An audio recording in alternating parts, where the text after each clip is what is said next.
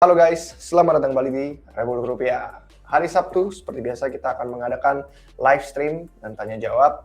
Kita akan bawain beberapa materi, sisanya menjawab pertanyaan-pertanyaan dari kalian semua. Ya, dari materi rekap hasil semingguan terakhir apa yang terjadi di market, dan mungkin ada beberapa update dari beberapa proyek yang bisa dipantau juga buat teman-teman. Kalau ada yang pengen ditanya-tanya tentang sebuah proyek atau market, bisa langsung komen di bawah. Dan buat teman-teman yang nonton siaran ulangnya, langsung aja kita udah sediakan timestamp, jadi bisa lompat-lompat ke bagian yang menurut kalian interesting, sir. Gitu. Sembari kita nge-share link dulu dan menunggu teman-teman nonton live stream, kita rehat sejedak dulu ya. Rehat sejedak.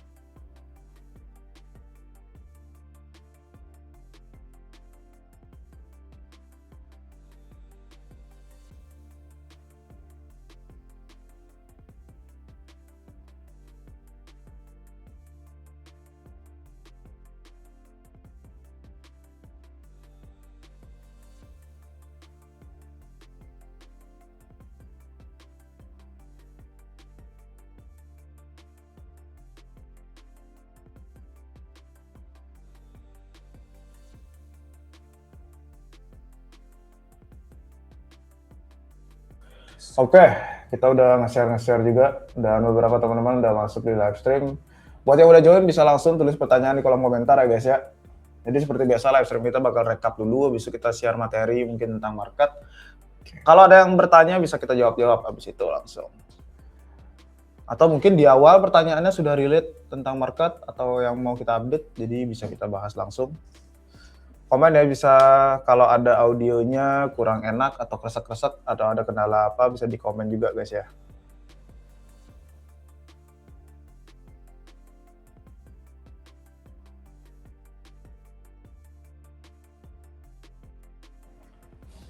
Oke, sembari kita menunggu lebih banyak pertanyaan, kita bisa mulai dari rekap untuk semingguan terakhir. Jadi, buat kalian yang just in case kelewatan beberapa konten Revolusi Rupiah, khususnya di YouTube sama di Twitter, itu dua medsos kita yang paling aktif, sama ada beberapa shorts juga sih di TikTok dan Instagram. Itu adalah hari Senin, biasanya kita upload ulang tayangan live stream, tapi dibantu dengan timestamp. Jadi kalau kalian nggak punya waktu di weekend dan baru sempat hari Senin nonton, jadi bisa langsung ke topik-topik sesuai yang kalian tertarik lah buat kalian. Jadi ada rekap konten dari minggu sebelumnya lagi, ada Seeker, Chainlink, Elite Global, Davos kemarin, Ethereum Quantum. Kebanyakan sih kita juga ngomongin tentang emas ya di video ini. Ya. Jadi tentang pasar tradisional, tentang komoditas yang naik, terus kayak gimana nasibnya Bitcoin dan kripto. Jadi kalau misalkan kalian pengen, itu pembahasan yang cukup menarik untuk dibahas, untuk disimak. Jadi kalian bisa nonton di situ sesuai dengan timestamp-nya. Kemudian di hari Selasa, saya bahas tentang yang lagi rame di komunitas Bitcoin. Itu adalah ancaman kuantum, dan ada beberapa blockchain lain yang akhirnya memberikan respons juga dengan ancaman-ancaman kuantum itu. Karena banyak yang bilang, klaimnya katanya harga Bitcoin itu melemah gara-gara ancaman kuantum. Terus saya berikan beberapa analisis on-chain dari segi potensi penurunan harga Bitcoin ini kalau melemah kira-kira ada di level mana aja. Nanti kita bisa bahas lebih lanjut lagi dari segi update market sekarang kayak apa. Dan ada respon-respon dari blockchain kayak Ethereum dan ekosistemnya juga berusaha untuk tetap tahan dalam jangka panjang menghadapi kuantum. Terus sama ada update dari Hyperliquid yang mana update gede banget, jadi memungkinkan pasar mereka trading komoditas dan aset-aset tradisional kayak saham dengan volume yang besar, dan itu pencapaian gede $1 miliar secara HIP-3 itu yang dibikin sama Trade XYZ. Jadi kalian bisa lihat di situ sekaligus sama beberapa update blockchain L1 lain juga kayak Monad. Jadi kalau misalkan kalian sudah nonton itu, seharusnya rekap secara garis besar highlight-highlightnya sih udah dapat yang dari minggu lalu. Sama terakhir di hari Kamis bantu sama Mas Naval bahas tentang update Ethereum. Dan ini yang lumayan penting ya, karena kalau misalkan kita ngelihat kan dari segi price actions yang paling tidak menarik itu ETH.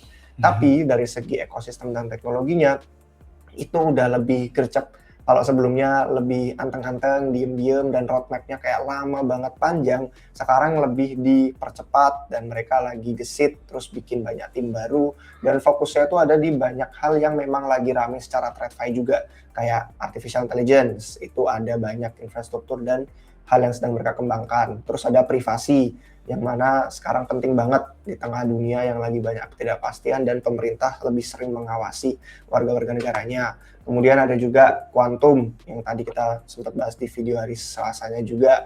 Terus sama institusi yang ngadopsi berbagai hal dari segi tokenisasi, dari segi project, ekosistem, stablecoins, RWA, DeFi, itu luar biasa gede.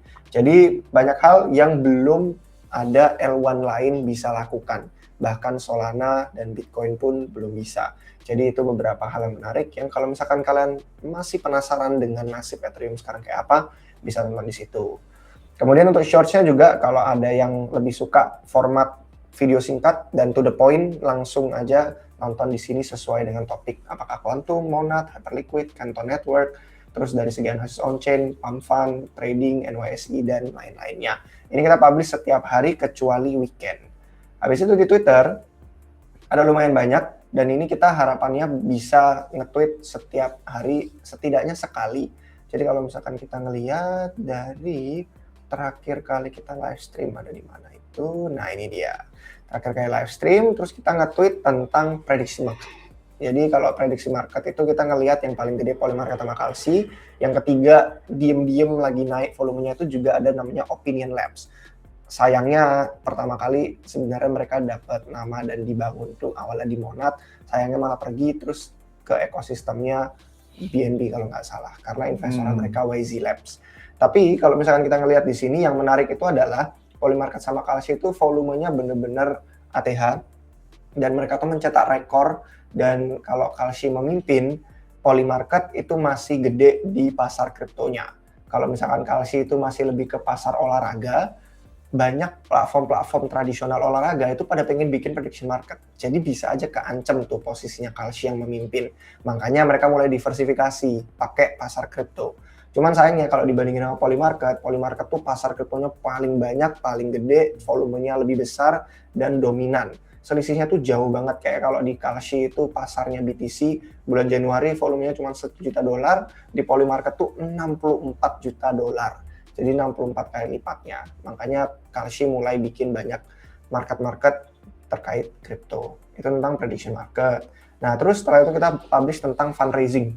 Jadi kan kalau kita lihat tahun 2025 dari segi harga banyak sideways-nya dan orang merasa pesimis, tapi sebenarnya berhasil mengumpulkan $50 miliar. Meskipun nggak semuanya itu $50 miliar raise project baru, karena sebagian besarnya itu adalah M&A. Jadi antara merge antara dua perusahaan atau salah satunya mengakuisisi. Jadi bukan kayak mereka cari risiko ke project baru, tapi lebih ke kayak yang sudah ada di pasar apa, siapa yang menang, lebih ke konsolidasi aja perusahaan dan project-projectnya. Cuman ya angka yang gede sih, 50 miliar di tahun 2025. Habis itu kita nge-retweet beberapa metrik on-chain yang menarik dari Monad, karena di Indonesia itu kemarin ada beberapa highlight. Pertama dari Wormhole, itu volume cross-chain-nya dia dari 30 hari terakhir itu mewakili 9% market share, dan itu posisinya jadi keempat setelah Ethereum, Solana, sama Arbitrum. Jadi dana pada mengalir dari berbagai blockchain ke Monad. Habis itu ada Hit3, ini yang tadi termasuk di video YouTube juga ya. Jadi cuma mengulangi aja tentang pencapaian mereka yang gede banget, yang memungkinkan open interest sama volume perdagangan itu lebih gede untuk trading komoditas. Jadi aset-aset yang lagi rame, entah itu emas, perak, dan yang lain-lainnya itu bisa ditradingkan di Hyperliquid karena ada Hit3. Hit3 itu intinya kalian staking, terus kalian bisa launch pasar perpetual apapun di sana pakai liquidity-nya Hyperliquid. Kemudian ada banyak mulai yang di Twitter, mungkin kalian juga notice di beranda-beranda, nyambung sama live stream kita minggu lalu juga, kayak agak khawatir kalau misalkan komoditas itu naik terus dan orang malah baru mau masuk, karena biasanya jadi sinyal kalau mereka itu baru tertarik di top. Dan mungkin kalian notice di Twitter juga ada beberapa orang yang mulai bilang kalau logam mulia itu pada naik dan pada terbang. Ada yang orang kalau misalkan mentalitinya broke gitu katanya si Smack, bilangnya wah BTC cook nih, kalah nih dia gitu kan, nggak kena efek dampaknya, akhirnya dia cuma down doang. Tapi kalau mentalitinya woke, wah BTC ini bakal nyusul gitu, kayaknya bakal jadi keras nih dia terbangnya nanti. Nah tapi ada yang bespoke mentalitinya itu malah berpikir justru karena aset-aset logam mulia ini benar-benar naiknya vertikal, artinya teori-teori valuasi Bitcoin yang tadinya segini itu bisa jadi jauh lebih tinggi lagi karena pasarnya jauh lebih gede tapi kenaikannya bisa jauh lebih cepat. Artinya duitnya ada, likuiditasnya ada. Jadi teori-teori valuasi orang yang mungkin tadi merasa Bitcoin $1 juta, ya ini hyperbolanya aja sih. Itu nanti jadi bisa $6 juta atau lebih gitu. Makanya kita bertanya gimana menurut kalian apakah logam mulia sedang menarik kayak ketapel Bitcoin gitu. Nah, habis itu melanjutkan dari yang hyperliquid itu juga pump fund. Dari segi revenue, dari segi pendapatan totalnya itu tetap di posisi paling atas dan kalau fundamentalnya terus membaik, hype sama pump itu lanjut buyback-nya. Untuk hype sendiri udah nge-buyback 13% supply yang beredar, kalau pump udah nge-buyback 21% supply yang beredar. Dan pendapatan hariannya pump fund itu nembus $2 juta pertama kalinya sejak bulan September 2025. Dan sumber pendapatannya sih lebih sehat karena lebih dari 30% berasal dari fee AMM-nya mereka sendiri. Gitu. Itu untuk hyperliquid dan pump fund. Habis itu nge-retweet peluang-peluang DeFi. Kalau misalkan kalian notice dan pengen cari peluang DeFi di ekosistem L1 yang baru, itu lagi ada banyak di Monad. Jadi kalian kalau follow Indonuts ini ada yield of the week. Setiap minggu kita update di hari Selasa. Dan kalau misalkan kalian cek, itu juga ada langkah-langkah lanjutannya lagi. Jadi kita nge-retweet contohnya nih BlueD di sini. Nanti mungkin kalau ada yang tanya bisa dibahas lebih lanjut. Ada strategi lanjutannya lagi. Kalau misalkan dirasa kalian berani ambil risiko lebih dan mendapatkan peluang-peluang lebih lanjut. Jadi ya NFA sama Dior di situ. Habis itu kita nge-quote tweet karena Megaid mengumumkan tanggal mainnet publiknya. Dia akan diluncurkan 9 Februari dan ini lumayan ada volatilitas dari segi prediksi di Polymarket, terus ada di pre-marketnya Lighter sama Hyperliquid, sama satu lagi yang baru kemarin Binance dan akhirnya malah bikin valuasinya jadi lebih rendah. Ya terus akhirnya banyak lah di beranda yang pada ngejelek-jelekin CZ, Binance dan lain-lainnya karena kritik tentang 10-10 ya kan, karena kasus-kasusnya. Dan itu ada beberapa konten yang terkait dengan CZ dan Binance yang udah kita bahas juga di YouTube sama Twitter. Jadi kalau kalian mau cari tahu lebih lanjut bisa di sana. Tapi intinya di sini membahas tentang apakah orang terlalu optimis dengan kebanyakan project yang belum punya token. Karena kalau kita ngelihat dari Polymarket sama beberapa analisis pre-market, itu biasanya seminggu sebelum TGE itu akurasinya jelek banget. Jadi akhirnya yang dilihat di pre-market itu seberapa valuasinya, nyatanya pas TGE beneran itu nggak sesuai. Jadi menurut beberapa orang analisisnya adalah karena kalau di pre-market mereka terlalu optimis. Habis itu ada juga Mandala Chain, ini kemarin kita retweet karena mereka habis live stream, dan di live stream itu adalah mereka menjelaskan era barunya mereka dari yang sebelumnya dibangun di ekosistem Polkadot, mereka tetap akan launching dan deploy beberapa hal di sana, tapi juga ekspansi ke ekosistem Ethereum.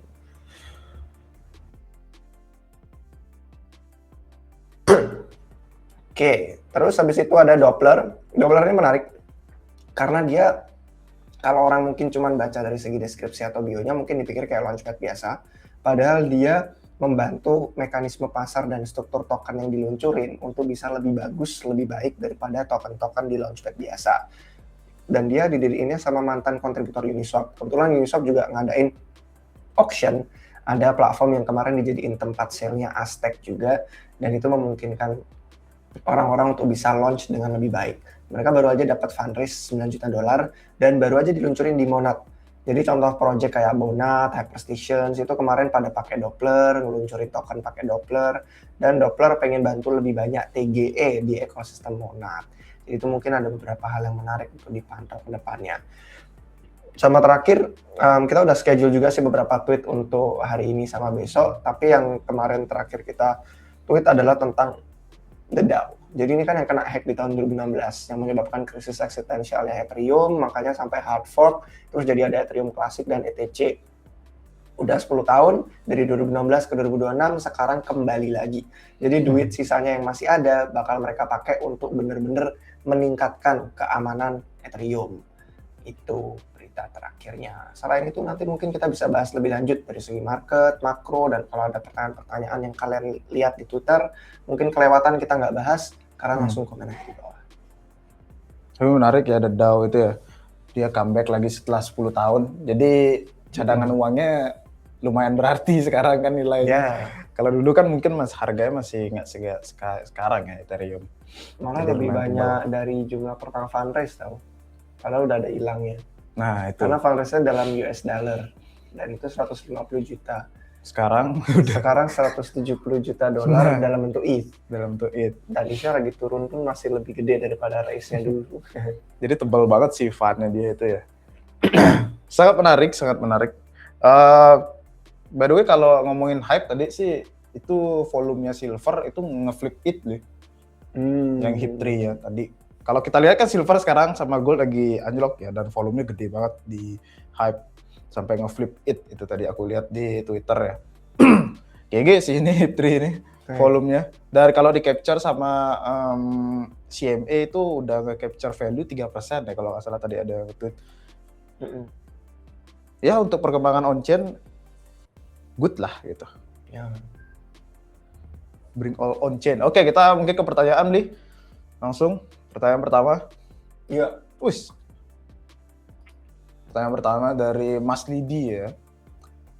Apa yang terjadi jika Monad tidak mampu bersaing dengan blockchain layer 1 lainnya pada 1 tahun pertama? 1 tahun pertama ya. Sangat krusial mungkin menurut Lidi. 1 tahun pertama balik lagi sih ke kondisi market ya. Kita lihat kan dari kondisi market juga dan dari sudut pandang mengecualikan kondisi market mungkin ya. Kalau dari kondisi market, misalkan kayak sekarang lagi bear gitu, wajar semua attention pasti rendah dari segi industri gitu. Kita bisa lihat aja ekosistem yang lain juga, abis itu dari konten-konten berbau industri kripto pasti sangat turun drastis gitu. Jadi emang itu kesulitannya di kondisi bear. Kalau kondisi kita mengesampingkan kondisi market dari 1 tahun pertama emang sedikit krusial juga karena di sana harus prepare banyak gitu. Di sana harus prepare banyak apa aja yang mau di launching, siapa aja yang diajak kerjasama kan misal infrastruktur kan B2B lebih tepatnya kayak ngundang para builder untuk membangun gitu hal-hal yang inovatif dan lainnya gitu. Jadi itu kayak rancangannya harus bagus gitu, cookingnya di awal. Soalnya kalau dinilai cuma dari 1 tahun aja itu sulit. Karena yang kita tahu udah kayak Sol itu udah bertahun-tahun dia building gitu. Itu sih. Cookingnya emang lama kalau infrastruktur karena dia B2B gitu. Ada aplikasi yang bagus building, nanti aplikasinya yang dapat user gitu. Jadi ya kan yang narik user itu si aplikasinya gitu. Jadi itu sih emang agak lama cookingnya. Bukan yang cepat kayak aplikasi, lebih cepat biasanya kalau aplikasi itu langsung B2C kan, langsung nyari customer banyak gitu. Itu sih. Kalau beli gimana, Bli? Aku dari tadi cuma bertanya-tanya aja sih maksud bersaingnya itu bersaing gimana sama blockchain layer 1 lain. Persaingan mungkin dari sisi adopsi ya. Kalau nggak salah di 2025 nggak banyak layer 1 baru ya. 2025 Kayak ada selain Monad, Plasma. Plasma. Apa lagi ya? 2024 atau Berachen 2025? udah awal ya kalau nggak salah kan Q5 dia. Ah ya benar. Awal tahun 2025. Berarti cuma Berachen, Plasma. Plasma. Kecuali Apalagi ada guys? lagi yang kecil yang nggak ini ya, yang nggak rame di City. Sisanya kan L2 ya. Kalau persaingan sih memang yang baru Monad ya untuk L1 ya. Jadi emang 1 tahun pertama itu penting banget karena bakal membuktikan apakah dia bakal stay long term. Karena kan visi timnya selalu jangka panjang tuh. Nah tapi yang namanya kripto kan karena dia penuh volatilitas dan pergantian attention. Jadi ya sangat penting banget kalau 1 tahun pertama aja dia nggak bisa membuktikan ada perlawanan yang baik, ya kan bisa bersaing di tengah L1 lain yang sudah lama, ya artinya susah untuk menarik banyak orang karena biasanya dari mulut ke mulut atau dari network effect-nya juga kan kelihatan, oh dia bikin di sini, oh ini ada liquidity, ya kan, oh ini ada partner infra atau aplikasi, jadi kan makin banyak yang tertarik, jadi membuat itu ekosistem yang semua developer akhirnya ya udah di sana aja karena segala hal ada di sana, attention di sana, liquidity di sana, jadi akhirnya network effect membangun. Ya masalah ayam dan telur lah, mana duluan gitu kan. Jadi emang 1 tahun ini bakal penting banget tuh mereka buktiin. True. Dan sebenarnya kalau nanya tentang 1 tahun pertama, itu jadi nyambung sama pertanyaan ini ya, mungkin karena sama biar disekalianin aja. Apakah Monat bisa Rp5.000 dengan jumlah tokenomik besar? Nah, untuk Rp5.000 sendiri saya nggak tahu itu berapa di dolar. Karena selama ini ngeliatnya dolar 0,00 gitu. Terus sama pertanyaan yang ini juga kurang lebih mirip ya. Bagaimana keyakinanmu pada Monat gitu. Terus ada lagi nggak tuh? Nggak tertarik sama Monat, tapi tertarik untuk komen. Kalau nggak tertarik saya nggak tertarik sama hal, saya biasanya nggak mikir, nggak komen, nggak muncul untuk hal itu. Jadi kalau misalkan kita lihat dari segi keyakinan sama jumlah token yang besar, itu unlock 1 tahun pertama. Jadi nyambung sama pertanyaannya Lidisius. Pertanyaannya adalah gimana persaingan dia di 1 tahun pertama. Kebetulan juga 1 tahun pertama itu bakal unlock besar. Entah itu dari segi tim, ya kan, entah itu dari segi investor. Karena investornya ada yang private, ada yang publik, ada yang kemarin di Echo juga itu sempat ada round di sana. Terus sama ada ICO-nya juga. Jadi kalau misalkan kita ngelihat yang gedenya itu ya yang dari private-nya, yang sekarang masih ke lock. Kalau yang ICO Coinbase kemarin kan langsung liquid. Jadi di sana akan menentukan jumlah besar supply yang akan masuk, bakal dapat demand untuk nutup itu enggak. Makanya kalau 1 tahun pertama dia nggak bisa membuktikan ekosistemnya itu kuat dan make sense dan bikin orang, wah ini token ini eksis karena alasan ABCDE, kenapa saya suka karena ada aplikasi ABCDE, kenapa saya pengen kesini karena liquidity, insentif apa semuanya jalan dan bagus. Ya akhirnya nanti kalau unlock, jatuhnya sell pressure yang gede banget. Dan itulah yang menjadi titik krusial dari 1 tahun pertama. Selama unlocknya itu belum ada, mereka masih bisa ngelihat dari segi low float sekarang, supply yang beredar yang sangat dikit dan terbatas ini, apa yang bisa kita masak sekarang, biar nanti perhatian orang adalah unlock gede masuk, itu adalah kesempatan untuk bisa nambah exposure, atau mungkin kesempatan untuk mereka berpikir udah dapat milestone yang bagus, udah dapat achievement yang oke, jadi merasa oke, setahun pertama udah keren, udah bagus, udah mantep, lanjut kita tahun kedua jadi strong gitu. Karena itu pentingnya. Setahun pertama kebetulan sama dengan unlock besar pertama juga di 1 tahun itu. Makanya kan kemarin kita liatin di video narasi 2026 tentang L1 itu adalah unlock token. Bukan L1, narasi 2026 yang tentang market. Nah, yang tentang market adalah supply yang bakal banyak masuk ke pasar. Unlock di 2026 itu salah satu yang gedenya adalah unlock tokennya Monat. Jadi kalau dia nggak kuat, nggak ada buy wall, nggak ada demand, nggak ada alasan untuk orang pengen beli dan serok dan nambah posisi atau exposure atau pengen ekosistemnya bertumbuh, itu bakal jadi sell pressure gede banget sih. Semua jadi jatuhnya cuma unlock, jual karena nggak ada hal lain yang bisa dilakuin di sana. Jadi itu titik pentingnya setahun pertama. Oh ya, tadi aku udah nyari tahu beli 5.000 itu ternyata sekitar $0.3. Jadi 0,3. Jadi itu valuasinya FDV-nya jadi 30 billion jadinya. 30 benar.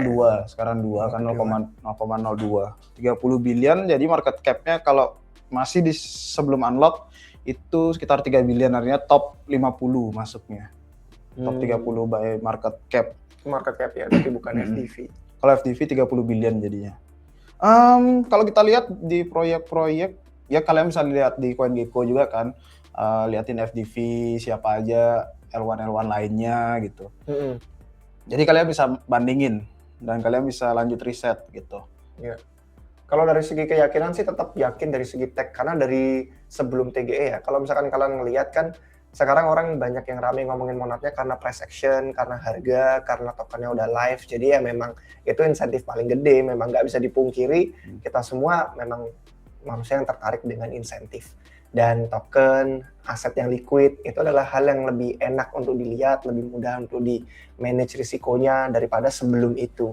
Karena kan sebelumnya kita benar-benar ngeliat dari segi tech, ya kan. Dan kalau dari segi tech dari 3 tahun lalu sejak FTX collapse terus saya ngelihat wah ini L1-nya beda dari segi inovasinya, teknologinya itu masih belum berubah, keyakinannya masih tetap sama. Dan malah justru makin yakin karena kemarin setelah rilisan yang terbaru di Monad itu ada execution events, itu malah menunjukkan kalau ternyata di Monad pun padahal itu L1 yang desentral ya, bukan L2 yang centralized, itu bisa bikin aplikasi yang real time. Nah, mungkin kalau misalkan kalian ngikutin Mega ETH, pasti tahu kan gitu, kalau mereka selalu bilang L2 centralized, sequencer gede, itu satu-satunya cara untuk bisa bikin aplikasi yang real time gitu kan. Nah, padahal ternyata di Monad pun bisa bikin yang real time. Dan real time itu luar biasa gila. Kalau misalkan kalian lihat di gambar sini sih, dia rata-rata execution time-nya tuh 5 mili detik, bukan 5 detik, 5 mili detik. Dan eksekusi maksimalnya 21 mili detik. Tapi ya itu naik turun. Dan ada sempat beberapa saat waktu saya buka website ini, itu ternyata execution real time-nya itu malah jauh lebih rendah lagi. Malah bukan 5 mili detik, nah kan 3 mili detik, 12 mili detik maksimal waktu eksekusinya. Jadi benar-benar mungkin dilakukan secara desentral. How gitu loh, pertanyaannya gimana? Kalau L2 centralized, satu komputer, RAM-nya gedein, SSD-nya gedein, semuanya digedein, dimaksimalin speknya. Jadi cuma beberapa orang yang punya duit dan punya server aja yang bisa ngejalanin itu. Ya udah, simple, mudah. Nah, tapi Monad, hardware-nya itu konsumen. Hardware yang terjangkau, speknya jauh lebih rendah daripada Solana, tapi desentralisasinya harapannya bisa ribuan node juga. Mereka lagi nge-push biar bisa sama kayak jumlah node Solana dan Ethereum. Tapi EVM, ya kan, sedangkan Solana sampai harus ganti lingkungan jadi ke SVM.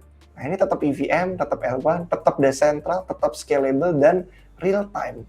Gimana gitu caranya? Nah itu yang keyakinannya justru malah makin kuat dari segi teknologi. Belum pernah ada L1 yang kayak ini, bukan membahas tentang price action atau harga tokennya, tapi dari segi teknologi ini benar-benar peluang yang paling gede banget. Belum pernah ada yang kayak gini sebelumnya. Jadi emang inovasi terbesar di siklus ini dari segi L1-nya. Ya, bukan yang pivot sana sini sih ini. Ya. Ngambil narasi soalnya beberapa proyek ada banyak gitu guys. Dan banyak yang gimmicknya juga dimanipulasi. Jadi dari segi metrik dimanipulasi, semua dimanipulasi. Bukan yang benar-benar organik sesuai, dan kayak Monad kan nggak malu kan. Kalau yang lainnya pasti pengen langsung pre-market dulu, masukin dulu deposit biar bisa kelihatan TVL-nya miliaran dolar. Terus insentifnya digede-gedein banget sampai orang-orang akhirnya setelah itu ke unlock, ya udah dijualin insentifnya. Kita bisa ngeliat di Berachain sama di Plasma. Dan L2 lainnya yang dulu meta parkir. Meta parkir pre-deposit itu. Mungkin kalian ingat masa itu guys. Masa meta parkir mencari airdrop. Jadi ya itu. Makanya gara-gara keyakinan itu sih masih belum khawatir dari segi selama 1 tahun ini belum unlock, masih berpikir kayaknya bakal ada hal-hal lain yang dimasak sama mereka gitu. Mungkin kita akan lihat dalam beberapa bulan ke depan. Cuman yang namanya keyakinan ya memang harus dipunyai sendiri. Jadi jangan sampai kalian ketergantungan dan ngikut cuman karena RR bilang demikian. Tuh. Karena saya udah siap dengan risikonya kalau ternyata tidak sesuai harapan. Ini kan masih istilahnya bisa dibilang eksperimental gitu guys. Masih sangat muda, masih eksperimental, baru tumbuhan ada pertama kali, di-build dari nol gitu kan, jadi eksperimen sekali, jadi ya itu, resikonya pasti sangat tinggi, jadi balik lagi kalian. Sekalian aja ya biar kita recap sekalian yang tentang Monad, mumpung masih di satu topik. Oke, teknologinya oke, pertanyaannya punya berapa token, jujur cukup signifikan di portofolio, tapi ya nggak bisa ngomong secara spesifik angka dan jumlahnya, itu aja. Jadi risikonya memang sangat tinggi. Jadi bukan saya ngomong karena tidak punya. Jadi bisa bilang oh ya aman-aman aja nggak apa. Melalui penurunan harga ini cukup signifikan terasa kok.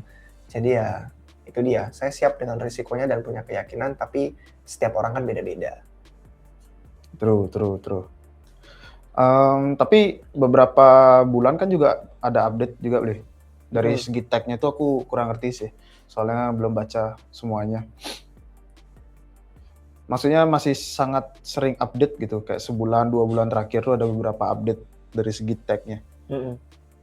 Mungkin kalau mau update khusus sih mungkin itu bisa dibuat ya.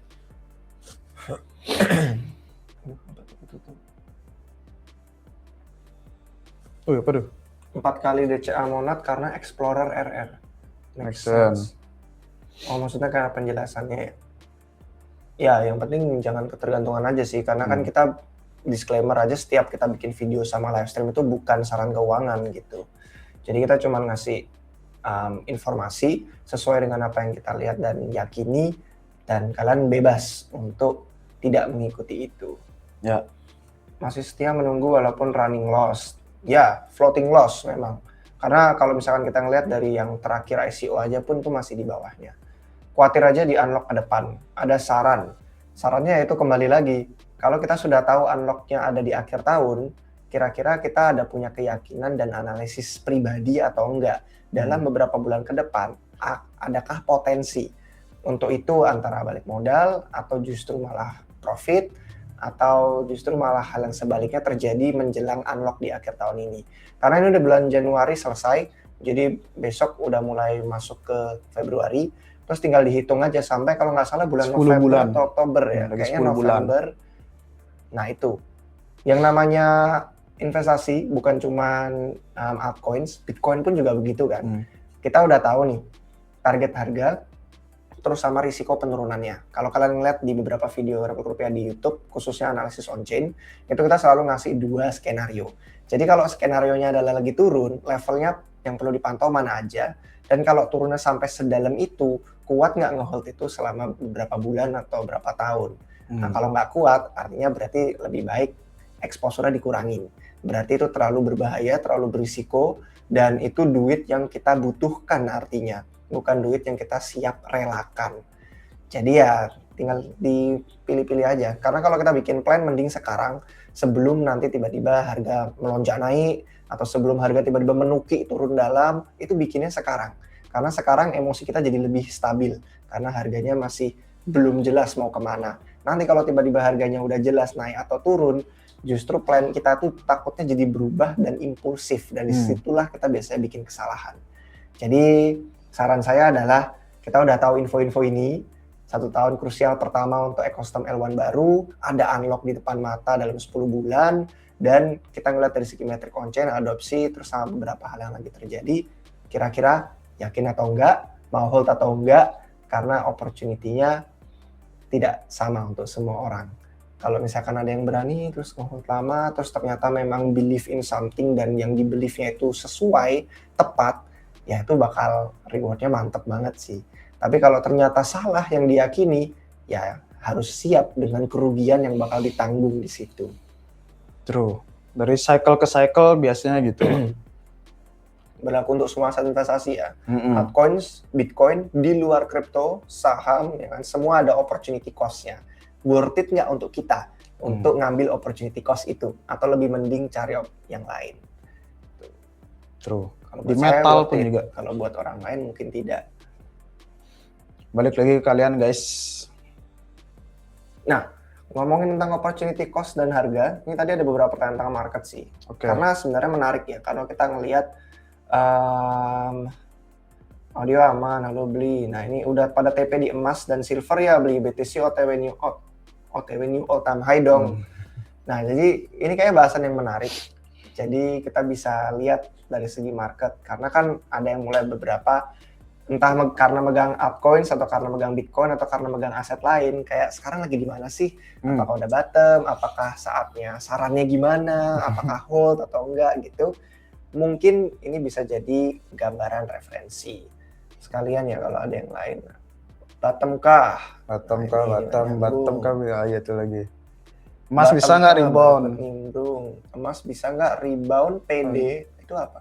Oh pada waktu Pada dekat. waktu dekat bang. Oke. Kalau saya melihat ini masih separuh jalan.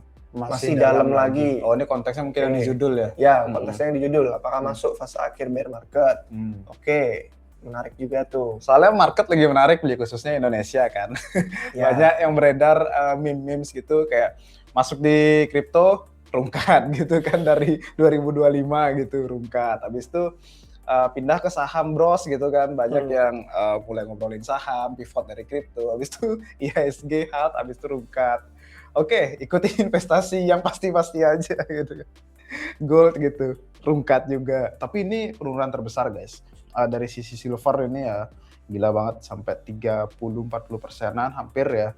Habis itu emas juga. Kalau aku sih tadi sekilas ngelihat pakai time frame daily, secara historis sejauh ini belum nemu yang sama kayak hari ini gitu. Kayak hari kemarin jadinya, atau hari ini maksud time frame-nya.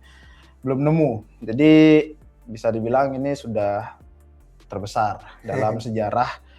Nggak tahu yang pertama kali kapan yang paling besar lagi. Yang pastinya tuh beberapa tahun belum ada penurunan segede itu. Itu sih makanya heboh banget kan orang-orang. Yang paling heboh silver sih. Sangat cepat sekali, 1 bulan. Aku sampai posting gini Bli, yang kemarin kan aku sempat share tuh yang Binance listing gitu kan. Oh, iya. Binance listing di sini harganya lagi dikit titit langsung gitu. Itu ya meme aja sih itu. Ini kata Satoshi, BTC is a modern hedge asset karena ketidakpastian global. Kok emoji nggak muncul lagi? Kemarin udah muncul pada medal yellow first red. Oh, medal yang nomor 1. Oke, jadi kita bisa ngelihat ya, dari banyaknya pertanyaan ini, sebagian besar itu ya pokoknya tentang sekarang gimana gitu gerakan. Yang paling jelas kalau misalkan kita pengen analisis, itu ya kita bisa ngeliatnya dari Bitcoin ya.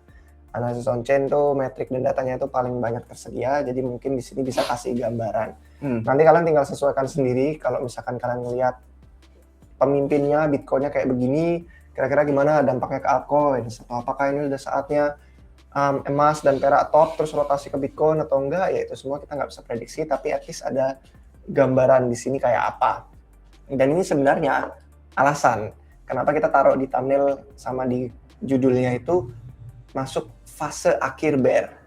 Karena fase akhir bear itu adalah konsep yang nanti kalian bisa ngelihat itu kita sudah lalui di siklus-siklus sebelumnya. Dan mungkin kalau misalkan ada beberapa pola yang serupa, bisa jadi referensi aja gitu. Nah, sebelum kita mulai, ini kebetulan ada juga yang bilang juga akan ada sekali lagi tendangan ke atas lalu turun lagi lebih dalam bear market. Oke, jadi justru kalau saya malah berpikirnya sebaliknya. Tendangan ke atas. Jadi berpikir sebaliknya dalam artian bear market ini justru turun lebih dalam lagi sebelum kita bisa punya struktur pasar yang kuat untuk bisa naik. Dan alasannya itu apa? Karena yang namanya bear market itu prosesnya itu menyakitkan banget, dan prosesnya adalah butuh orang yang bener-bener sangat yakin dan bener-bener pengen Bitcoin itu naik kuat dan udah bela-belain, udah riset, udah belajar, terus sampai dia bilang oke lah aku kuat kok kalau pengen di hold sampai berbulan-bulan, dan kalau ternyata koreksi ya udah mau nggak mau hold sampai tahunan gitu. Untuk orang itu akhirnya menyerah juga itu bisa terjadi loh. Dan itu adalah kapitulasi yang bisa dibilang fase akhirnya bear market. Jadi kalau misalkan kita ngelihat ya dari segi harga, dan ini chart yang di sini itu adalah chart yang sebenarnya kaitannya sama dengan 2-year moving average. Jadi gerakan rata-rata selama 2 tahun kita pakai SMA, jadi simple moving average. Dan kalau misalkan kalian lihat di sini itu setiap habis pucuk bull itu bear marketnya itu melalui 2 fase. Jadi fase pertama adalah penurunan yang bikin orang takut, khawatir, dan mungkin di sini masih rada denial itu, nggak terima, kayak masa udah masuk bear gitu kan. Terus yang merah di bawah ini adalah yang bisa dibilang kapitulasi. Jadi benar-benar di harga dan level yang bisa dibilang fase kedua bear market, yang pertama, yang kedua, dan ini jadi fase akhirnya. Dan kenapa ini dibutuhkan? Karena proses bottom di sini itu menyingkirkan semua sisa orang yang tadinya masih yakin Jadi tadinya ya mungkin kalau misalkan kalian melihat harga turun di sini masih, aku yakin aku hold, ini udah deket bottom, ini bisalah aku masih kuat gitu kan. Mereka udah nahan dari Januari sampai Desember, setahun mereka hold, harusnya di awal tahun udah kuat ya kan udah setahun nih, ya udah Januari gitu kan pembukaan eksplosif. Nah, yang terjadi sebaliknya, fase bear yang kedua, yang akhirnya tadinya punya conviction, tadinya yakin, tadinya orangnya di sini ngetawain sama yang jual di sini, lemah gitu kan, weak hands, masa nyangkut di situ, di sini udah langsung khawatir dijual, aku nih kuat gitu kan, dia nyerahnya di sini. Jadi itu proses menyakitkan dari bear market. Ada fase di mana orang yang tadinya masih yakin, masih nge-hold, itu akhirnya bakal menyerah juga. Cuman beberapa aja segelintir long term holder yang bener-bener nggak peduli harga, karena mereka udah sangat-sangat profesional dan memang tahu mereka nge-hold di sini alasannya apa, duitnya uang dingin, akhirnya dia yang akan make it dan berhasil. Ketika akhirnya harusnya fase bukan menyerah, harusnya fase memantau dan melihat opportunity paling bagus, itu adalah di periode kapitulasi itu, yang akhirnya nggak lama setelah itu baliklah dia ke bull market. Sama dengan yang ada di sini, orangnya di sini menertawakan yang weak hands, lemah gitu kan, cuma penurunan segini jual. Aku masih yakin kok megang sama Bitcoin. Di sini dia takut, panik. Di sini dia akhirnya lepas, dan ini fase pertama bear. Fase kedua bener-bener kapitulasi, sudah merah banget, akhirnya yang tadinya yakin lepas, padahal dia udah nge-hold lama, tapi lepas di saat sebelum akhirnya balik. Ya itulah yang namanya proses bear market yang menyakitkan. Fase pertama, fase kedua. Dan ini kurang lebih sama yang kita sudah lihat terjadi di 2022 kemarin. Ini juga dikarenakan FTX collapse, jadi makin parah aja sih. Jadi yang tadinya di sini gara-gara Terra Luna, Three Arrows Capital, Genesis, BlockFi, makin turun lagi ke $15.000 gara-gara FTX collapse. Tapi kurang lebih sama ya, dari topnya itu yang di sini menertawakan dan merasa masih yakin, akhirnya long term holder ada juga beberapa yang nyerah. Karena ya khawatir, udah panik. Jadi salah gitu loh, dia ngeholdnya udah lama di sini tapi lepasnya di sini, dan di saat harusnya opportunity itu paling bagus dan paling maksimum dapat kenanya di sini, malah dia akhirnya menyerah dan pergi. Dan sekarang kalau misalkan kita ngelihat, kita sekarang lagi ada di supportnya. Jadi kalau misalkan kita udah tahu dengan hal-hal yang sudah terjadi sebelumnya, ini adalah struktur pasar yang masih sehat, dan kita masih ngelihat proses bear market itu perlu dilakukan. Pertanyaannya adalah apakah kita bakal lanjut nih ke fase kedua yang kayak begini. Karena kalau misalkan kita ngelihat selama beberapa minggu terakhir itu, dari segi on-chain, supply itu mulai ganti tangan. Dari yang pada beli di atas, yang tadinya di atas $100.000, bahkan mungkin ada yang beli di ATH 124, berpikir ke 150.000, yang pada nyangkut di situ udah mulai pada ganti tangan, karena yang nyangkut jual, dan yang turun kemarin 80.000 pada beli di situ ada. Jadi pada tukeran koinnya dari atas ganti ke bawah, dan harganya jadi lebih rendah. Dan kalau misalkan kita ngelihat yang namanya garis ini, itu kayak batas antara yang pertama sama kedua, fase pertama kedua bear, dan sekarang kita lagi di batas. Jadi disinilah letaknya kalau kita turun lebih rendah lagi, itu tempat harapan dan impian para bulls sirna. Dan di situ adalah opportunity paling bagus untuk yang bertahan hidup. Jadi kalau ini terjadi dan kita turun lebih dalam lagi dari bear market ini, ya itu justru bukan saatnya untuk panik, menyerah, dan pergi. Justru itu adalah maksimum opportunity. Jadi kita harus bertahan hidup. Harus lihat sekarang Porto apakah lagi di posisi sehat, apakah kuat menanggung risiko lebih lanjut, karena ngeholdnya udah lumayan dari 120 ribuan untuk yang nyangkut di sana, atau yang di 100 ribuan dolar gitu kan, udah ngehold lumayan lama. Apakah kuat lebih lama lagi, atau kalau mau jual sekarang ya di supportnya dapat lebih banyak daripada jualnya masih panik di bawah nanti. Nah, tapi kalau misalkan kita lewat di sana, ada beberapa level yang bisa kita pantau. Dan ini kita bisa ngelihat dari segi on-chain, bisa dari segi teknikal juga bisa. Kalau di teknikal tuh di TradingView kalau nggak salah di sini volume profile namanya. Tapi itu kalian harus subscribe yang TradingView. Jadi kalian bisa ngelihat volume kurang lebih mirip-mirip sih. Kalau dari segi on-chain kita ngelihat ini tempat orang-orang rata-ratanya pada investasi, volumenya itu pada di harga berapa aja. Jadi semakin banyak dan tebalnya itu ya semakin kita ngelihat disitulah kurang lebih rata-rata cost basis orang-orang yang pada masih megang dan belum ngejual. Dan kalau misalkan kita ngelihat di sini itu ada air pocket. Jadi ada ruang kosong yang mana ini terjadi gara-gara lonjakan harga yang terlalu cepat. Jadi orang nggak sempat beli di sana. Jadi kebanyakan mungkin kalau misalkan sideways gitu kan, choppy gitu biasanya ada volume gede. Ada tempat di mana orang beli, demand-nya di sana gonta-ganti, ada yang nyangkut, ada yang jual, ada yang untung. Dan itu akhirnya volumenya, demand-nya kebaca. Kalau sedikit, ini gara-gara lonjakannya cepat. Jadi antara orang beli di $67.000 atau orang beli di $90.000. Nggak ada yang beli di tengah-tengah di antaranya. Makanya minim banget di sini volumenya yang megang koin dari sana. Dan ruang kosong ini kemungkinan besar yang bakal jadi tujuan kita berikutnya kalau kita kehilangan support true market min yang ada di sini. Ini rata-rata on-chain investor yang aktif. Jadi bukan investor yang udah nggak gerak kayak Satoshi Nakamoto atau miners jadul gitu.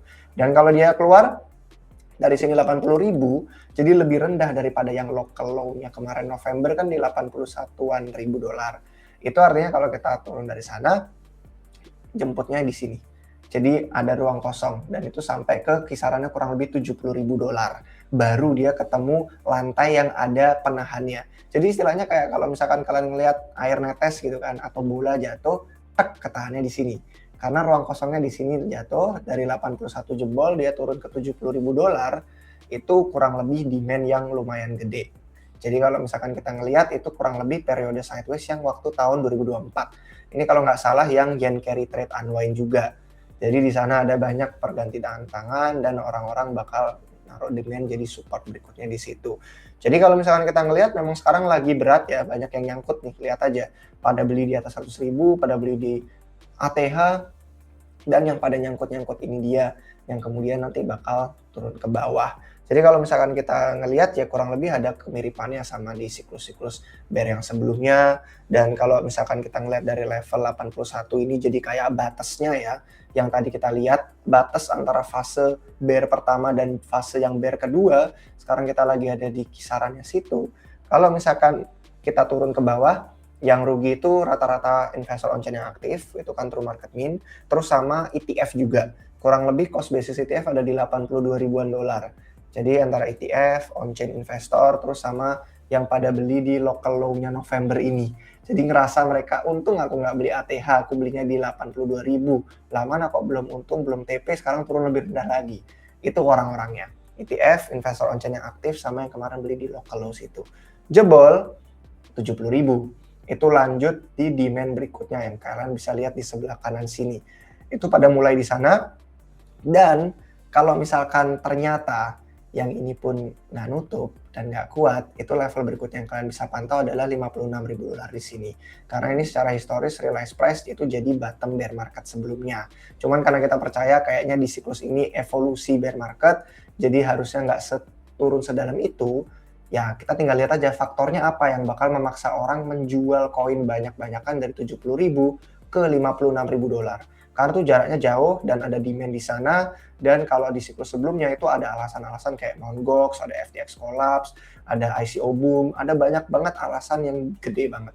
Mungkin kalau di $70.000 ada beberapa entitas yang leverage terlalu berlebihan, terus nggak manajemen risiko, terus akhirnya efek domino, mungkin. Jadi ada faktor yang bikin itu hancur rungkat, jadi 70.000 bukan bottom dan malah turun ke $56.000. Cuman ya menurut saya karena kita nggak bisa prediksi ya, karena cuma ada 2 skenario doang, mungkin kita menganggapnya kayak antara kita turun nih, ini jebol 80 ke $70.000, terus kalau dia mantulnya kuat langsung ke $90.000 jadi tembus dari support yang ini, dan itu diklaim kita kuat retest di sana, itu sih bullish banget. Cuman nggak ada bukti kenapa ada kekuatan seperti itu, karena selama ini dia masih lemah banget dan masih bear flag. Jadi skenario yang kedua, yang sama-sama mungkin terjadi adalah kita turun ke $70.000 ke yang sini, tapi dia distribusi lebih perlahan lagi ke 56.000. Ya nggak sampai seterendah itu mungkin, tapi at least proses-proses yang tadi. Orang-orang yang tadinya yakin merasa 70.000 masih oke, $65.000 masih bisa nahan, Tapi kalau lebih rendah dari itu lagi, mungkin baru kena kapitulasinya. Karena kalau kalian ngelihat chart dari yang mirip, ini kurang lebihnya mirip ya. Jadi kalau yang di sini dia menyamping, kalau yang ini dia jadi kayak tembok. Ini ya kurang lebih sekarang lagi banyak short term holdernya yang nyangkut. Tapi ada yang biru juga. Kalian ngeliat yang merah itu short term, yang biru itu long term. Bisa aja ini long term yang kayak tadi. Dia udah nahan, dia merasa long term holder, dia udah 1 tahun lebih nunggu gitu, 1 tahun merasa kuat, tapi pas di bawah, ini ada pokoknya kurang lebih mirip 70.000. Nah, untuk kesini nggak kuat, nyangkut, jual. Nah, kalau misalkan ternyata itu terjadi, bisa jadi titik kapitulasi. Itu adalah periode-periode yang dibilang maksimum pain, yang paling menyakitkan, paling bikin orang yang tadinya menertawakan keyakinan weak hands, ternyata mereka akhirnya nyerah juga. Dan disitulah yang mungkin bisa bikin jadi alasan dari 70.000 akhirnya lebih rendah lagi menjemput ke menjelang 56.000 dolar lagi. Jadi itu sih ada beberapa chart yang menarik, dan kalau misalkan kita ngelihat dari segi kerugian, kebanyakan masih short term kayak yang satu saya bilang, mungkin nanti loss-nya bakal di link in sama yang long term holder juga. Dan kalau misalkan kita tahu dari yang secara historis kalian bisa bertahan hidup, kalian pertimbangan porto sekarang, pikirin rencananya sekarang sebelum yang harga-harga tadi itu kejadian. Karena ini analisis yang kita udah lakukan sejak beberapa bulan lalu. Kalau kalian ingat dari live stream, dari yang on-chain kita, yang kita share di Twitter juga di awal bulan, itu adalah hal-hal yang udah disiapkan sebagai skenario buruk. Dan kalau sekarang kuat nge-hold, dan memang rencananya pengen nge-hold, karena duitnya nggak dibutuhin, ya siap dengan skenario itu. Tapi kalau ternyata duitnya dibutuhin dan sekarang lagi saatnya pengen rebalance portofolio, mungkin exposure terlalu berlebihan, terlalu berisiko, ya itu beberapa hal yang bisa kalian pantau. Tapi yang namanya analisis itu nggak selamanya sempurna, bisa salah dan kita nggak bisa prediksi masa depan, jadi level-levelnya dipantau aja. Kalau misalkan 81 itu batas antara fase pertama dan keduanya bear market tadi, terus 70.000 itu dasarnya demand zone yang tahun 2024 pas kemarin ada sideways, terus level berikutnya 56.000 dolar, itu udah historis banget sih paling bottomnya dari bear market sebelumnya. Ya realized price kadang cuma turun lebih dikit lagi, tapi menurut saya kalau nggak ada faktor yang gede banget yang kayak FTX collapse atau kayak MicroStrategy bangkrut atau dunia kolaps, perang dunia, atau kayak apalagi AI boom itu hancur juga, ya menurut Atau saya Binance sih bangkrut. ya Gede-gede pokoknya. itu sih harusnya ya di bawah 70.000 dolar saya udah merasa itu jadi zona akumulasi yang under value untuk BTC. Jadi itu silakan interpretasinya sesuai dengan planning kalian masing-masing, keuangan kalian lagi kayak apa, porto lagi kayak apa, dan kira-kira rencananya mau ngapain. Dipikirin sekarang. Kalau enggak, nanti di sini impulsif. Kalau pas harganya lagi turun, nanti impulsif, antara impulsif pengen cepat-cepat jual, panik, atau impulsif pengen cepat-cepat beli, padahal ternyata dari 70 masih ke 56 lagi. Enggak ada yang tahu. Bisa aja malah mantul dan kuat di 70. Tapi itu zona-zona yang bisa kalian pantau. True. Bisa aja juga di titik harga ini mantul, nggak ada yang tahu. Balik lagi ke momen dan narasi yang kadang narasi nongol tiba-tiba lagi. Iya. Cuman ya kalau kita udah mantau di sini nggak mau mantau, justru ini opportunity untuk mantau. Gitu kan. Daripada perginya nanti. Kalau mau pergi sekarang, orang yang pergi kemarin gara-gara turun local low, ya mungkin bisa hemat waktu, opportunity cost, mungkin duitnya bobo amunisi untuk hal lain, terus pas itu terjadi bisa masuk, atau kalau ternyata mantul di sini kuat dan nggak turun sampai sana, ya berarti itu pertama kalinya sih ya. Soalnya biasanya setiap kali ada air pocket sih keisi dulu. Karena kan nggak kuat supportnya, karena tiba-tiba nih kenaikannya kemarin belum sempat masuk. Ini pas turun ke sini aja cuma bentar banget, terus langsung naik. Sini juga bentar banget, jadi ya 81.000 dolar. Mari kita lihat. Mari lagi kita saksikan. Di ujung, apakah fase kedua bear market, fase akhir yang menyakitkan seperti ini, gimana menurut kalian? Oke, kita langsung ke pertanyaan lagi. Udah dari pembahasan market, kalian udah mengumpulkan pertanyaan belum?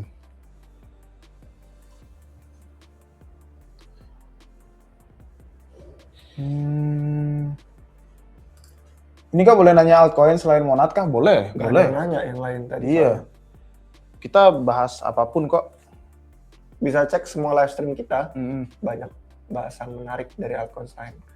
Dari video RR juga nggak Monad aja kok. Oke, gua kira kalau udah masuk 80-an udah jadi liquidation cascade 80-an. Oh ya, kemarin ya. Gede juga liquidasinya. Tapi itu udah kalau biasanya ya psikologi bottom of bottom itu kayak udah semuanya pada nyerah gitu. Kalau ngelalui bear sebelumnya ya. Kalau sekarang kan masih ada, pengen ngelong lagi ini supportnya gitu-gitu. Ya, tuh harus ngeliat sentimen secara overall sih. Nanti bahas XPL Plasma apanya yang dibahas? Nanti Bang, nanti bahas XPL Plasma. Iya. Pertanyaannya apanya Kalau yang ada yang lebih dibahas? spesifik sih lebih mudah sih. Hmm. Jadi kita tahu yang dimaksud. Kioni ngasih form feedback di bionya, sudah pernah ngisi? Oh, belum lihat lah aku. Udah lumayan lama itu kok di bio Twitternya. Oh, kirain yang baru kali. Ayo isi sekarang, gue kira kayak gitu. Beli calon anggota FED yang baru, gimana, lebih novice nggak? Kayaknya sih masih kayak dulu ya pendapatnya. Kalau pendapatku juga kayak gitu. Si Kevin Wars gitu ya namanya. Dia kan bullish BTC juga, tapi balik lagi The Fed itu kan bukan cuma satu orang gitu kan. Bukan cuma satu orang, dia ada banyak anggota gitu kan. Jadi based on voting kalau nentuin, jadi nggak bisa terpaku sama satu kepala aja gitu sih. Dan anggotanya dari berbagai partai juga kan. Ada Yeah. Demokrat, ada Republik. Dari berbagai negara bagian juga gitu. Jadi beda-beda. Oke, kita lanjut lagi. Dan BTC udah ada ETF lalu buying for. Oh iya, dari atasnya ya, pantesan. Aku bingung. Nah, ini yang pertama. In technical BTC udah drop under Fibo 55 dari MA ATF. Untuk BTC in technical belum ada investment satu kali pun. Dari historical Fibo bottom ke top ketemu di extreme, so 60, 40, 30 is the bottom cycle. Wow, 30 ya jauh banget sih. Jauh sih, ngeri itu. Saya tertarik untuk cari tahu kalau ada tesis lebih lanjutnya sih, bukan karena tarik garis doang ya maksudnya. Soalnya 40-30 cuman karena udah pernah terjadi itu kayak lemah banget argumennya. Cuman karena udah pernah terjadi sebelumnya, kenapa terjadi lagi? Karena kan yang ada terjadi sebelumnya kayak yang tadi faktor-faktor buruknya, apakah akan terjadi? Apakah MicroStrategy akan bangkrut? Apakah Binance akan bangkrut? Apakah ada Perang Dunia 3? Apakah bakal ada Black Swan lain? Betul. Dan dulu kan balik lagi ya, sekarang kan market udah mulai makin dewasa, adopsinya makin meluas. Kalau dulu kan beda jauh dari segi adopsi. Itu sih balik lagi ke benteng-benteng pertahanan sesuai adopsi. Kayak emas aja makin gede market cap-nya, volatilitas makin diredam gitu kan. Kalau kita lihat dari time frame yang jauh gitu kan. Ini lanjutannya apa nih? Lanjutannya. Dan BTC udah ada ETF, lalu buying power so traditional market. So harga relatif stabil dengan tumbuh dan drop yang tidak ekstrim. Nah, notabene tradisional trader biasa 10-20%, ini udah bisa dapat 100% per tahun. 100% per tahun. Mungkin cagernya kali maksudnya ya. Compound annual growth rate. Kalau nggak salah 2 tahun, 4 tahunnya BTC itu sekarang lagi di 60%-an sih. Nggak 100%. Jadi ya memang jauh lebih banyak sih daripada aset tradisional dan makanya mereka lebih konservatif kan. Jadi nggak harus yang kayak di kita biasanya udah terbiasa dengan angka gede jadi ngerasanya kalau nggak naik 2 kali lipat dalam seminggu sebulan kesannya kayak kurang. Sedangkan mereka di tradisional 10-20% udah outperform market gitu kan. Udah outperform yang risiko rendah gitu kan. Jadi ya memang benar.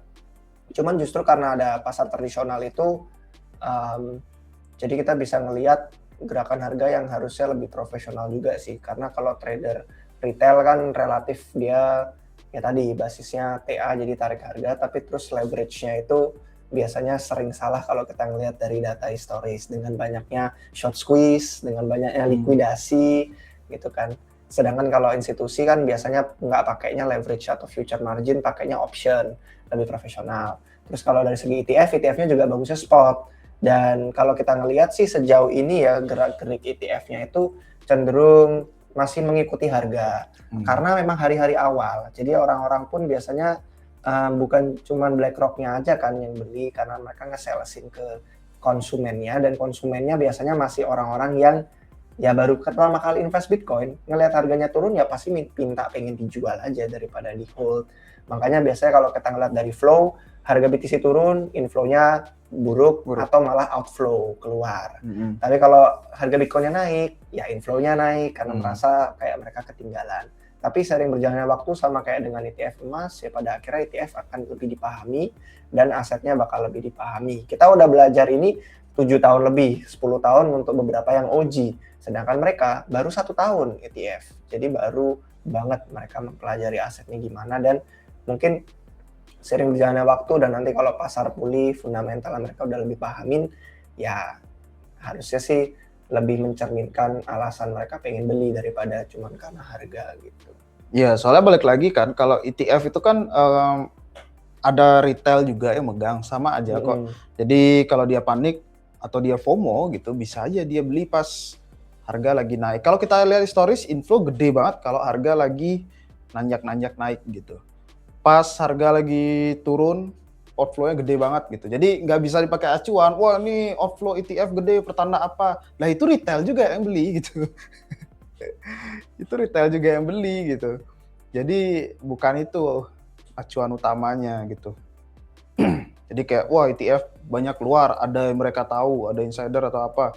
BlackRock jualan gitu. Ya BlackRock ya jualan, ya itu kliennya mereka gitu, yang retail-retail gitu. Itu sih yang perlu diperhatikan ya, soalnya menurut saya pribadi juga kayak ada miskonsepsi gitu, mispemahaman sedikit gitu. Kayak digeneralisir gitu kan, orang-orang kan nyaplok dari headline aja kan, BlackRock jualan gitu kan, BlackRock beli gitu. Padahal dia ya kliennya yang beli gitu. Ya itu dia mungkin pemahamannya. Tadi katanya ada beberapa pertanyaan yang kelewat, Bli. Ini apa tadi? Yang Render render masih sih. bagus nggak ya Bang projectnya? Sebenarnya ya kalau misalkan nanya project-project yang ada di Depin gitu, dia ada infrastruktur dunia nyata, dia menawarkan solusi, itu semua tergantung dari akuisisinya aja sih. Bisa nggak dapat user sama dapat customer-nya, karena mereka kan benar-benar menawarkan solusi dunia nyata ya. Jadi sama aja kayak bisnis-bisnis di dunia nyata. Kalau mereka nggak bisa dapat user, nggak dapat pelanggan, nggak dapat konsumen, ya sustainability-nya lebih susah. Karena masa mereka mau bakar duit terus.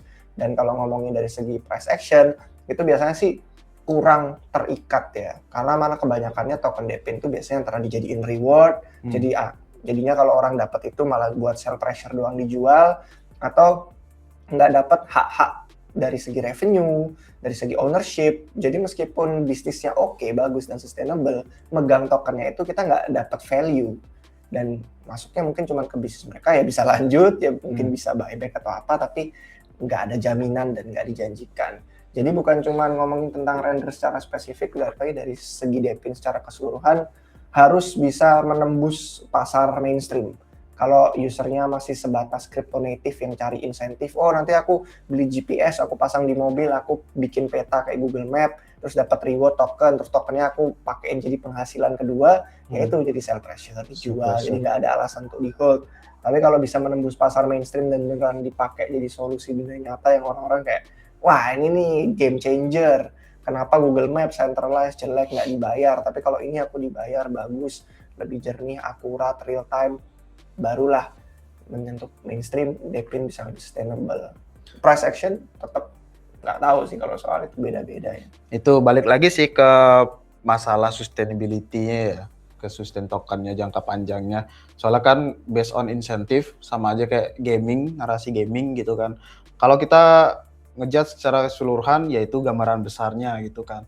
Dari segi tokenomik emang sangat-sangat sulit gitu. Kalau kita menilai dari segi fundamental, pasti ada beberapa yang bagus gitu. Di luar tokennya gitu, di luar tokennya kayak sama Depin juga gitu kok. Render kan ini ya GPU ya dia untuk render gitu kan. Itu udah tahun berapa ya? Sempet juga kok rame narasi Depin itu balik lagi pas di Solana juga kan, banyak proyek baru. Itu sih masalahnya di insentifnya, sama kayak gaming ya. Sama kayak gaming juga. Sebenarnya device-nya bagus, Itu dia kendala di tokenomics, tokennya. Jadi mohon dikesampingkan risetnya antara harga token based on tokenomics sama fundamental di proyeknya langsung gitu. Oh ini tadi. Bahas Somnia, Iya bahas Somnia, terus dia bilang di bawahnya ada lagi. Mana ya? bandingkan Somnia deh kayak sama Somnia ekspansi. Oh ini Somnia ekspansi ke prediction market dan AI. Coba bahas menurut kalian gimana? Jadi terlepas dari projectnya siapa, Somnia atau bukan, yang namanya prediction market sama AI itu ekspansinya tergantung dari apa yang dibikin. Karena prediction market seperti yang kita bahas di awal tadi di recap konten mingguan, dari segi polymarket Kalsi tetap memimpin, tapi Kalsi memimpin dari segi pasar tradisional olahraga, tapi polymarket gede di kriptonya. Terus diam-diam opinion labs dari bawah itu cukup lumayan makan market share.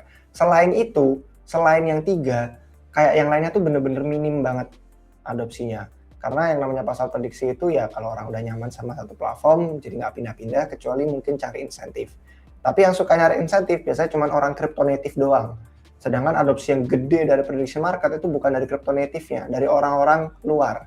Dari orang-orang mainstream atau orang yang pengen taruhan aja atau gamble gitu kan antara hal-hal yang mereka yakini. Kadang kan orang mantau politik mungkin terus mereka prediksi politik, atau mereka mantau makro atau olahraga terus jadi mantau yang sana. Jadi menurut saya tergantung ekspansinya bikin apa. Karena kalau bikin platform dan proyek prediction market udah ada banyak. Malah justru saya yang menarik itu bukan prediction market yang biasa-biasa aja kayak Polymarket atau Kalshi. Itu udah terlalu banyak soalnya. Yang menarik buat saya adalah eksperimen yang kayak lagi dilakuin di Monad. Kayak contohnya Trendle, terus sama ada Hyperstition. Sama satu lagi Kizi. Kalau Kizi itu media sosial, jadi dia ngeliatin viralitas. Kalau nggak salah di Twitter sama YouTube saat ini. Nggak tahu bakal ditambah apa enggak. Tapi itu dari segi views, engagement, dan KPI metrik-metrik lainnya. Terus kalau dari segi Trendle, itu malah attention secara umum di internet. Jadi mau itu medsos apapun di seluruh internet, kalau ada attention, mau attentionnya baik atau buruk, itu bisa dapat opportunity bagus di sana. Terus habis itu ada Hyperstition.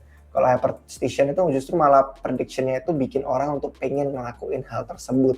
Jadi dia berusaha untuk mencapai sebuah goal. Misalkan goalnya adalah apakah Apple gitu kan bakal beat earnings-nya mereka di kuartal ketiga kayak gitu. Jadi ya ada beberapa eksperimen yang menarik, sama satu lagi paling Futarki-nya MetaDAO sih. Jadi itu bisa untuk governance lebih baik daripada cuma voting token, whale aja yang menang biasanya. Tapi kalau di Futarki sesuai sama hasil. Kalau hasilnya bagus biasanya proposalnya yes-nya itu lebih banyak karena tercermin ke gerakan harga yang lebih optimis dan bullish. Jadi itu sih untuk prediction market. Untuk AI terlalu gede ya ekosistemnya, antara mau AI agents atau dia mau platform dari segi launching aplikasi yang udah ada kayak chattingan, generate image, atau malah dari segi infrastruktur bawahnya. Apakah itu untuk training data, training model, atau mereka untuk bikin itu lebih desentral, jadi nanti ada perlindungan privasi, atau mungkin orang-orang jadi nggak bisa nyuri data, segala macam. Sama-sama luasnya. Cuman bedanya kalau di prediction market udah ada banyak yang eksperimen, kalau yang di AI kita baru ngeliat paling gencar di base itu X402 untuk commerce tradisional, terus kalau di Ethereum lagi ada yang baru, dan itu yang lagi dibahas sama Mas Nova di video hari Kamis. Jadi kalau kalian mau nonton lebih lanjut, itu dia sempat membahas tentang gimana masa depan AI kalau di ekosistem Ethereum. Jadi memang permainan ekosistem besar sih. Kalau kalian ngelihat dari segi elemen baru kayak Somnia, tinggal dilihat aja effortnya seberapa gede, bikinnya apa, apakah yang sudah ada dan cuman kopas, atau bikin eksperimen baru yang menarik dan dia punya cara untuk bisa bikin itu lebih relevan di market. True. Soalnya itu dua yang lagi hangat ya, jadi harus dipastikan aja sih. Nah biasanya juga elemen baru gitu kan berusaha mencari dia elemen apa gitu, karena kan ada yang bilang kalau Bitcoin elemennya store of value, Ethereum elemen yang desentral, EVM, smart contract. Kalau elemennya Solana untuk memes katanya. Trenches, kan? Trenches, Degen. Terus kalau elemen yang lain mungkin biasanya dia bilang tercepat gitu kan, atau termurah atau apa. Nah kalau Kayak Sui kan bisa dulu sempat dibilang katanya untuk gaming gitu. Avalanche katanya untuk institusi atau apa, lupa deh. Tapi intinya selalu bakal ada narasi dan yang pengen diambil itu apa. Karena Insomnia kan baru, sama aja kayak Monad baru gitu kan. Sejauh ini sih kalau kita ngeliat di kuartal pertama tahun 2026, Monad fokusnya payments. Nah mungkin Insomnia melihat, kayaknya kita pengen fokusnya ke prediction market sama AI dulu gitu. Cuman sejauh ini paling banyak sih tetap di Ethereum Solana ya untuk prediction market sama AI. Ya masih di sana. Oke, jadi udah lebih dari sejam. Semoga nggak terlalu banyak yang kelewatan lagi ya. Kalau dari segi teknologi perbandingannya gimana? Saya jujur belum deep dive Somnia. Jadi kalau suruh bandingin Monad, kalau misalkan pengen video khusus atau mungkin konten di Twitter atau apa, mungkin bisa request lebih lanjut aja, kasih tahu. Mungkin join di Telegram atau Discord, kasih reminder. Mungkin kalau ada waktu nanti kita bisa tengok lebih lanjut dari segi tech-nya gimana. Karena deep dive-nya baru pernah di Monad sama Mega ETH aja. Dan itu 2 perbandingan yang udah pernah kita lakuin. Selain itu belum ke Somnia. True. Kalau menarik bisa komen juga guys. Sesuai demand kita buatnya nanti. Banyak demand kita buat. Ya. Potensi apa, teknologi apa, atau strategi apa tim Monad dapat mengalahkan terobosan baru? Smart money masuk atau dapat menggeser koin Kaspa lah coba, atau Avalanche minimal. Ya yang untuk ini karena kita bukan tim inti, kita nggak tahu ya semua inisiatifnya apa yang bakal mereka lakuin untuk bisa bikin smart money pengen masuk dan beli, karena ya itu dia, kita hanya sebagai anggota komunitas. Jadi kita memantau dari apa yang publik bisa dapetin, itu informasi yang sama, informasi publik. Nggak ada bocoran-bocoran internal atau apapun yang kita tahu. Jadi inisiatifnya pun juga kita nggak tahu sampai akhir tahun ini mereka pengen fokusnya apa. Oke, tadi ini udah ya tentang market, tentang anggota Fed, XPL Plasma tadi kita nanya spesifik. 80 tadi udah. Bagaimana dengan hype untuk cycle yang akan datang? Apakah potensi hit $100? Angka psikologik. Iya, soalnya kayak udah ya kemarin deh itu targetnya 100. Targetnya Arthur juga kayaknya. Iya, sama kita kalau nggak salah pernah pakai clickbaitnya juga karena dari konten yang kita bahas orang-orang juga mandangnya itu sih. Iya, psikologik. Tapi 60 sudah jauh dari 100. Ya kalau kita ngelihat dari Bitcoin-nya aja seperti ini, altcoin saya kita harus punya harapan tinggi untuk Bitcoin-nya dulu. Intinya sentimen kripto lagi yang paling buruk-buruknya. Jadi mau sebagus apapun itu, karena kan kalau orang kadang ngelihatnya kayak misalkan Monad ya dari price action, terus disuruh ngelihat hype kayak gitu juga nggak, ternyata iya. Tapi hype-nya juga, tapi kan hype bagus, fundamental tinggi apa. Oke, apa yang fundamentalnya nggak bagus? Bitcoin nggak bagus kah? Soalnya harganya juga jelek price action-nya Bitcoin gitu. Jadi ya sentimen kripto secara keseluruhan kayak yang Dewi tadi bilang, tinggal kita berharap recovery. Nanti kalau udah balik recover, baru kita bahas lagi tentang potensi hit $100-nya. Fundamental sih oke, yang tadi kita udah bahas di awal ya, dari segi adopsi, metric on-chain-nya, open interest sama volume itu lagi ATH. By data oke Mas ya. Kalau sampai analisnya benar, di mana BTC sampai 70.000 atau 50.000 tersentuh, bagaimana each sol apakah bisa keseret turun lagi ya, bisa kasih insight. Sekali lagi, yang kita kasih tahu tadi adalah gambaran level-level untuk jadi referensi, biar bikin planning aja. Apakah kalian pengen lanjut hold, apakah loss, atau pengen mencari opportunity di bottom, karena kan fase akhir bear itu sangat menyakitkan. Jadi bukan berarti kita bilang analisnya benar BTC akan ke situ. Nah, untuk segi ETH sama SOL sama altcoins, ya sudah jelas gitu. Tarik lah pasti ya, dengan segitu besarnya demand, market, dan audiens yang memantau dia. Ketika orang percaya Bitcoin tapi mereka nggak percaya ETH, kenapa orang nggak percaya Bitcoin tapi malah percaya ETH? Nah, gitu kan. Jadi biasanya ya akhirnya gitu. Yang kita udah sering lihat terjadi ya, ETH, SOL, dan altcoins. Makanya harapannya kembali lagi ke Bitcoin dulu, kita fokus analisisnya di Bitcoin sampai dia recover dulu, baru ada potensi yang lebih baik untuk alts. Iya, biasanya nahannya di Bitcoin, lihat dari Bitcoin dominance biasanya nahannya. Kalau spot yang aman nunggu 70 cicil. Ya benar, cicil DCA dan 70 itu menurut saya dari segi chart yang kita bagiin tadi undervalued.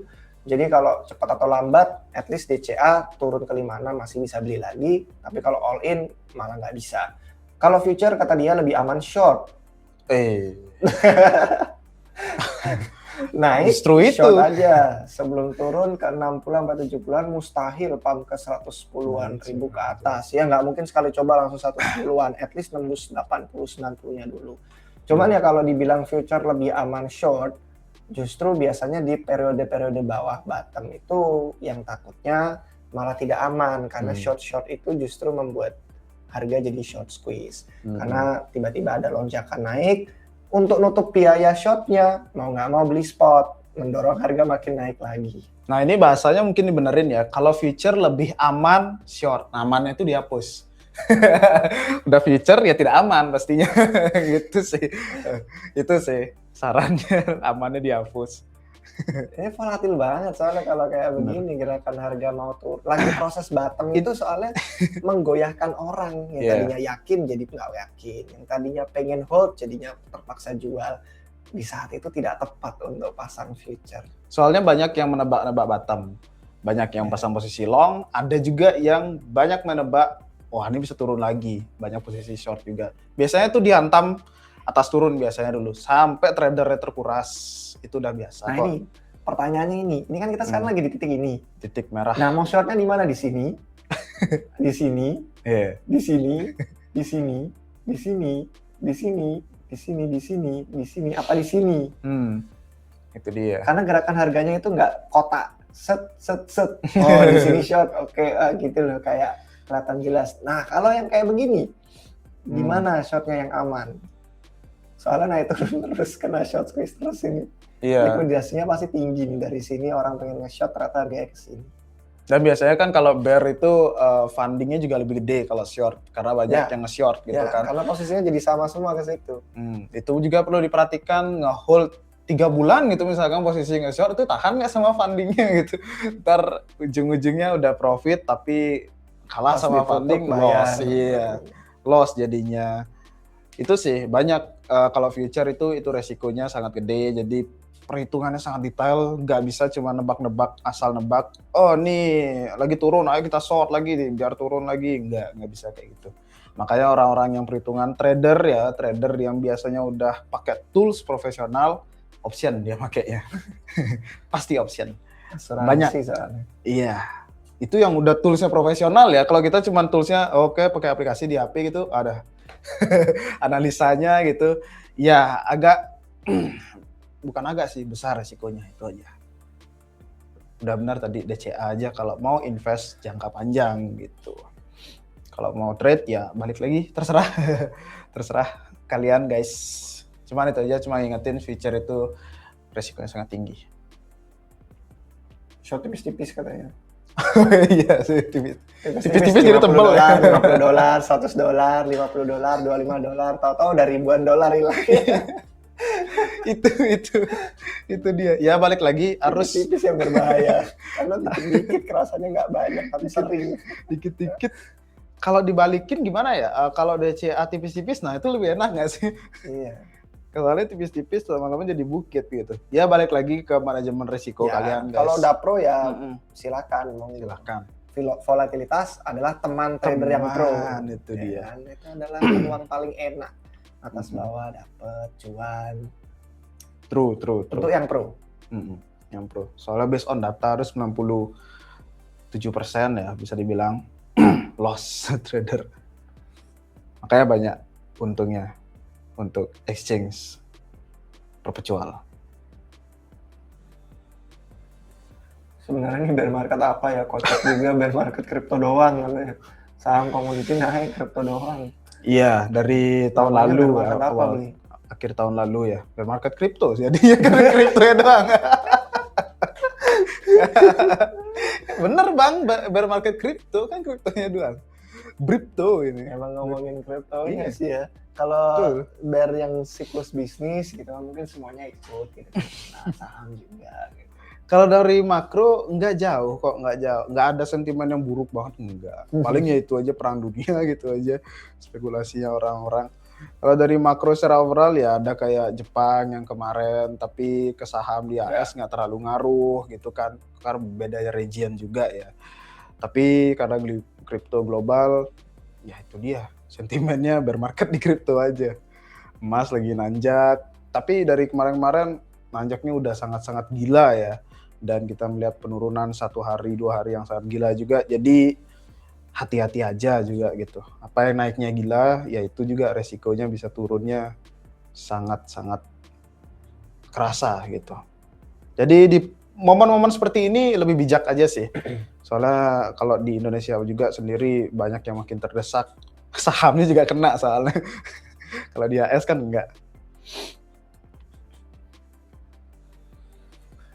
Oke guys, karena sudah lewat dari jamnya, untuk pertanyaan-pertanyaan berikutnya bisa di live stream berikutnya kali. Atau kalau ada yang request lebih lanjut di Telegram apa di Discord, bisa join. Itu linknya ada di deskripsi.